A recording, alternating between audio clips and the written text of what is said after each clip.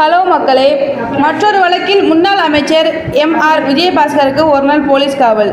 கரூரில் 22 ஏக்கர் நில மோசடி புகாரில் அதிமுக முன்னாள் அமைச்சர் எம்.ஆர். விஜயபாஸ்கர், அவரது ஆதரவாளர் பிரவீன் ஆகியோரை சிபிசிஐடி போலீசார் கைது செய்து சிறையில் அடைத்தனர்.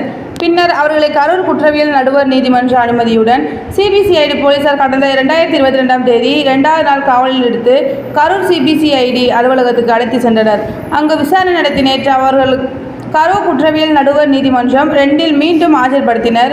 இதனிடையே விஜயபாஸ்கர் உள்ளிட்டோர் தங்களை மிரட்டிய நிலத்தில் வாங்கிய சம்பந்தப்பட்ட நிலத்தின் உரிமையாளர் பிரகாஷ் அளித்த புகாரின் பேரில் வாங்கல் போலீசார் வழக்கு பதிவு செய்து விசாரணை நடத்தி வருகின்றனர்.